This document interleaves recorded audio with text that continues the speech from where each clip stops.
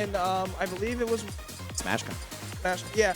So it's like there's only so much you can do against Steve, who will eliminate your stock. To be fair, that is the best player in the world. That's true. That is true. Who at the time, arguably if it still is, yada yada yada. But at the time, he was the best player in the world. Yeah. Let's see what Syrup can bring, though. Let's see what Webb has potentially learned from those matches against Aquila. And to be able to bring to Syrup in Grand Finals. Let's see who's going to put it all together. Will it be Syrup repping his Steve to a second Jersey bracket win in 1 week? Big Jersey bracket win. We're going from a regional that was a local to a regional that's a regional. Yeah. Or will WebbJP complete the miracle run? He's got 2 sets to play with. Syrup only needs 3 games. Right now, Syrup in a tough position, but he makes use of those blocks off stage to give himself a platform to boost off of. Yet he's put right back off stage. Like a battle of just pure safety with Syrup and Steve being able to put up walls and cover with just massive frame data and all of these different utilities versus the absolute safety of frame data that Webb can be on top of the movement that Sheik offers. Right. Oh, okay. The parry didn't matter. Still got hit by the needle. But I feel like this is going to be who can like anti-air each other better, because of course we know that Steve, you know, has really, really good aerials. Of course, that up tilt will catch WebbJP trying to approach up high. What a tag on that block to be able to avoid getting hit by the first forward smash, gets hit by the second one. But, you know, I wonder how both these guys approach this matchup. Of course, down tilt's going to be pretty important to break that bottom block, but if Syrup's not throwing that out, it doesn't matter. Yeah. Shield poking at the end. I also just remembered, slight tangent because I'm just thinking about Webb against Steve. Webb played Aquila at Watch the Throne too. That was what it was. Yeah, that was the 3-2. Okay, yeah. There you go. There you go. History lesson. History lesson. It's important. Set counts can really infer a lot of what ends up happening and what we can learn by Webb's close sets against Aquila, as well as his set count against Syrup, which I'm not sure of it offhand.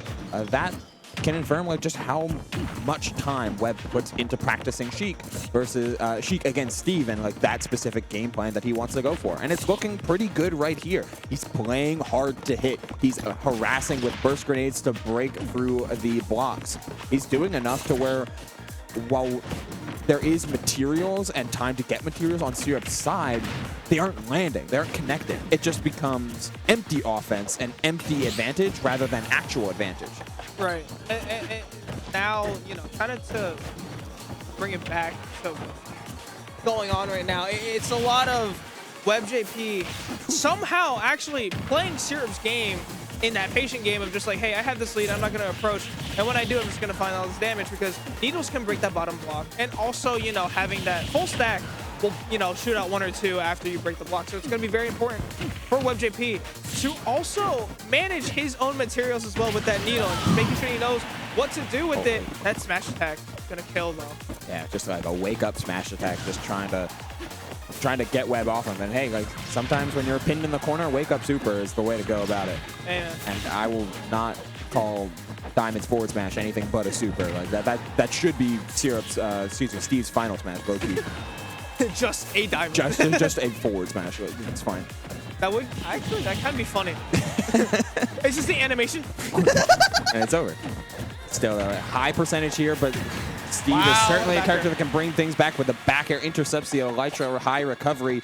No diamond for Syrup on this stock, but he's got gold and he's got the EXP farm. EXP farm's good. The gold damage, though, it does the same amount of knockback, I believe, as iron, but the damage value itself is the same as stone or wood. So not getting a ton of damage off of some of those gold tools, instead of just finding a lot of hits, which still converted to 82%. Not bad at all. Fancy statement, I believe it is wood that does the same output. But nonetheless, it is faster, right? So there's you know, applications with that. And there you go, finds it again. It's just going to start mining and trying to find this diamond. Oh, no jump on the part of Webb. Still has plenty of means to recover. It's really hard to edge guard onto Sheik, especially when playing. That shield broke. He gets plenty of materials back, finds the up smash. It does close out, stop the extra landing. He placed the block, anvil, and block, Anvil came down, connected on shield, landed, connected on shield, landed again after the block disappeared, broke the shield. Yeah, this sounds like a robot verification thing where it's just like Anvil block, Anvil. Anvil block, yeah, 1-0, 1-1-1-1-1. Exactly. So this is wow. This is a way for Syrup to pull something out of his hat and to turn this into a very, very even game. Webb starting to retreat into his shell a little bit, but the up tilt into back air and it closed out the stock. Holy! What more can you really ask from a character like Steve, right? To be able to have that much kill power off of just a back air, and it's not even like that Sheik is, you know, light. It's the fact that that move is way too strong for its own good. Yeah, I was a little bit familiar there, not gonna lie. But it's a bass music. Chad is saying tilde DI. That's what I was thinking. I'm dead. We love that. Yeah, on 422, crazy. Oh. Really? On 420? Y'all crazy, chat. Y'all crazy. Yeah. We love Tilde. We love Tilde. Big Tilde fan. But even bigger Webb and Syrup fan. They're playing out their final set. Syrup taking game number 1 in a big, big way despite the huge lead from Webb to start off game number 1. Let's see if Syrup is able to ride this home a little bit. He's certainly riding somewhere. Hey, this music fits it well, right? So it's like, let's see. Yeah, I mean, we're vibing. Oh no, this song, I love this song. Jazz. I'm digging it. We're whiffing moves. Sorry, I'm just enjoying this music. That's just what's happening right now. It's a nice pickup there from Syrup, though. After a little bit of a whiff session and some musical jams, we're finding parries. We're appropriating the counterplay. Like, we're putting it all together. Wow. That does allow for a grab. I do want to see Webb implement a few more grabs. So we're starting to see him there for a little bit, and the fair into the bouncing fish to boot. Just like any way to decondition shield a little bit, whether it be with safe moves or with good movement, but more especially grabs to guarantee some damage at low percents. And what a neutral getup to be able to break that minecart as well. Something that WebbJP is definitely going to keep in mind when Syrup goes for that option. And speaking of going for options that work out, hey, that needle into the up smash. Tried and true. He's always going to hit that. That's another lead. And speaking of up smash. That lead is gone. It's like playing against Steve with a lead versus playing against Steve at an even stock or a deficit. Completely different games. Yeah. All still difficult to play against, but having the lead is just like a nice sense of security. Hello. The double down tilt? Down tilt, I think on hit is some like you're crazy plus. So that's true. Like even on block, it's like +5. Like, it's also crazy. Satisfying to hit. I don't know. I really like the animation. It's not bad. He's got a lot of potent offensive tools, and no stranger like with that minecart into anvil conversion, but Webb's got some conversions of his own. Being able to extend off of that anvil going away was really, really nice from WebbJP right there. Again, just really good awareness. You can see that he is so focused on this game. But whether or not that focus is going to help him find this game number 2 win and get himself on the board, I don't know, because Syrup has been playing defensively well and isn't, you know, scared of being at a deficit. Yeah, not in the least. He's certainly playing around his win condition, which is honestly just survival. And with diamond tools and a couple bits of iron, like, you're able to turn a game on its head so quickly. Like, look how quickly he got through his mining loop. Instant free iron. Like, exactly. Like, you're ready, able, and willing to close out this stock quite literally right now. And even if you just only had 1 iron, you could still find a way to get kills. Speaking of finding ways to get kills, his up air drag downs are just so good. They found so many kills. Also, I'm loving this use of burst grenade, right? To just go over the block, not only pressuring Syrup to, you know, shield, but then also breaking those blocks at the same time. So it's, you know, again, a lot of really, really good character and matchup knowledge from WebbJP being displayed right now. Yeah, trying to put all of his tools together in order to make a good matchup and overcome this Steve. And when you get a hit, you know you're converting to something big. There's those drag down up airs, converting to some forward tilts. That is a full combo and even better air dodge. Bro was ready. We're avoiding and evading and bouncing back and forth as much as possible, but the run-up raw back air covers so much space. Full hop even, so you're not falling victim to the short hop damage multiplier. Not that it would matter. Right. Oh, grab. Okay, misses the combo. So WebbJP escaping what could have been death. walking forward a little bit. Wow. Wow, the chase down from Webb was so nice. Reading the tech roll, of which one of Steve's claim to fame as like being so good is his standing rolls and his tech rolls. They go so far. The animation is a little bit incognito, like just hard to track sometimes because they're just like, he just kind of like stands up. But chasing it down, understanding where the hit should be, and finds the needles into up smash 2 times. It got the stock in that game, and Webb's game plan seems very, very fluid on being annoying, being fast, finding his hits where he can, but overall never ever overextending. Yeah, and I sensed a lot of hesitance from Syrup, especially in that last stock, where when he got that jab, he didn't commit. He was moving backwards, and that allowed for WebbJP to find that stock, get those needles into the up smash. So if Syrup is playing with a little bit of fear, if Webb can sense that, right now, I mean, it's looking very, very nice for Webb, but Syrup's got to be a little more confident going up against Webb. Yeah, it's a little bit hard though. Syrup can't recklessly whiff either, because that only leaves you open. So you're playing a very fine line in order to stop Sheik from what she's doing.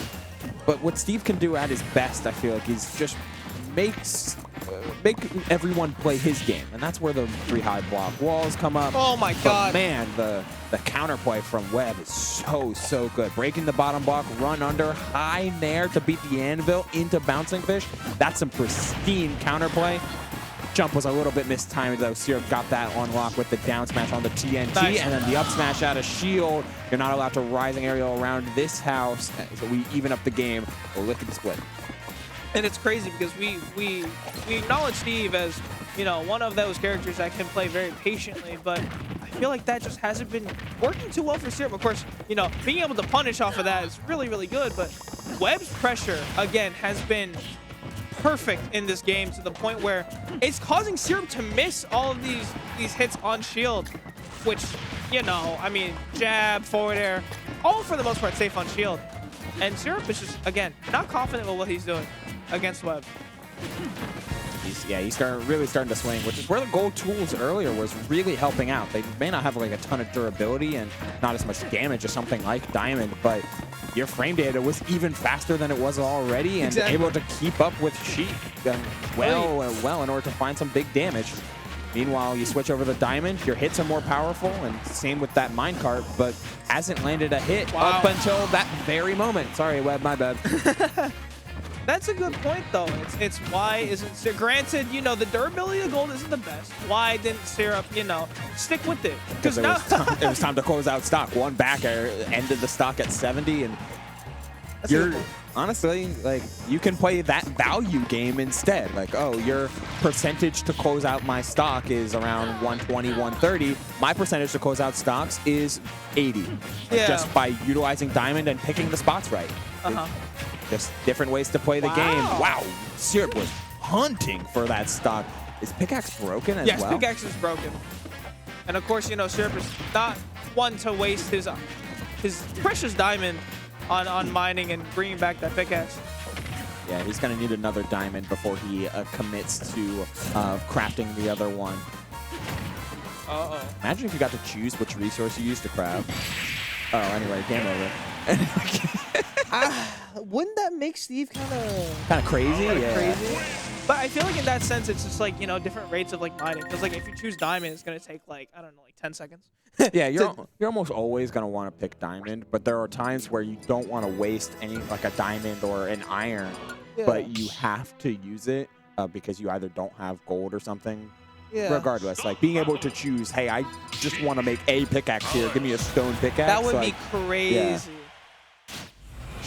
Steve doesn't need it, but imagine. That would only make our lives as competitors a living hell. All right, we're going back to small battlefield where we played the entire time. Webb has had a firm and solid game plan, and he's even won a game, but Syrup's still looking as strong as ever. The landing hitbox of Anvil, you'd rather take that than anything else.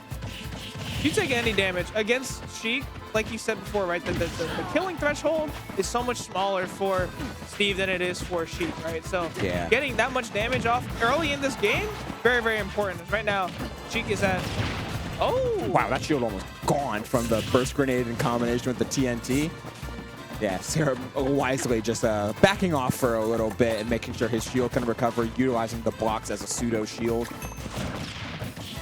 And good jab, getting that shield poke off after using that burst grenade. Oh, and a really good drop off from Syrup, avoiding getting hit by that ledge jump as well. So again, awareness from both of these guys is on point. Yeah, playing around with the ledge drop off in order to refresh the invincibility a lot more in this set. Just ways to avoid pressure are so big, and any way that Syrup can get away with getting out of a dangerous situation is one he's gonna take. Right. Wow, Webb is all over him. Finding the roll as well. The back air to clean up. Takes out the stock, and that is WebbJP finding another lead. One that he's hopefully going to be able to keep if you are a Webb fan in chat. But for all the Syrup fans, you're hoping for another game like 3 or 1 where Syrup's able to make up the dividends with a couple of well-placed big swings. Oh, I'm loving that usage of burst grenade right there. To be able to detonate that TNT, but also give him a gateway to come back. It's been his option for the most part off ledge, and it's worked. And so it's like, while you as Webb have killed Syrup, you give him the opportunity to use these diamonds. What the? So again, block on Anvil. Right. Anvil falls onto block, then refalls when the block breaks, putting it back into the falling state. Right. Does damage. Steve.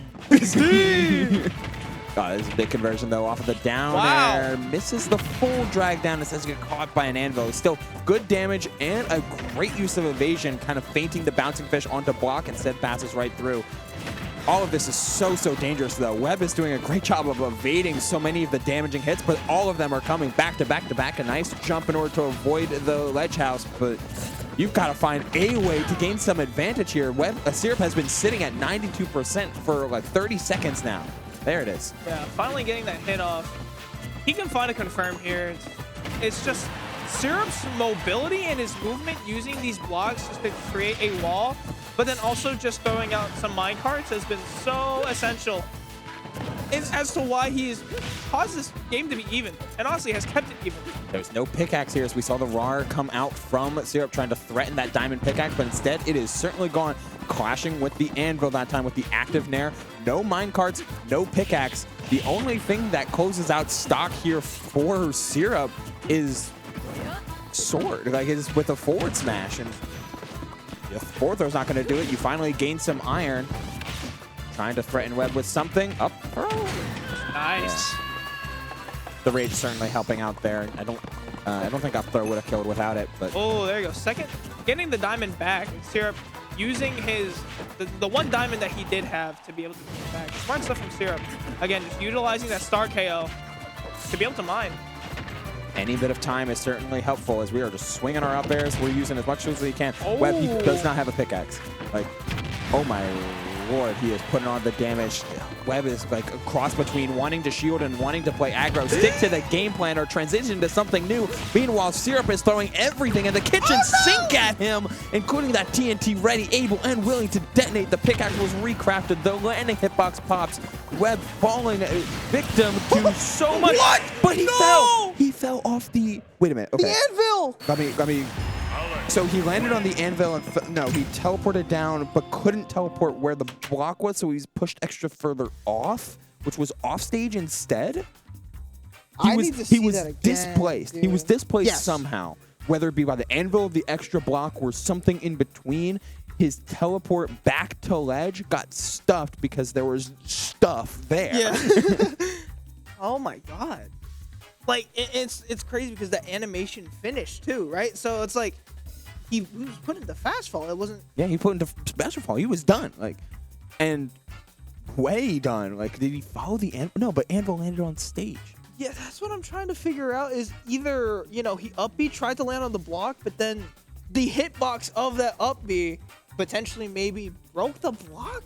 There's so much that could have potentially happened in that scenario. We're gonna be seeing all of these replays here. I do think Webb had a good game plan going in. Yes. And I think there was a lot of players that had like a good game plan going into playing against Syrup, but Syrup's quick adaptation, flexibility with his game plan, as well as experience with multiple characters and analyzing win conditions, on top of his technical prowess. Let me see this.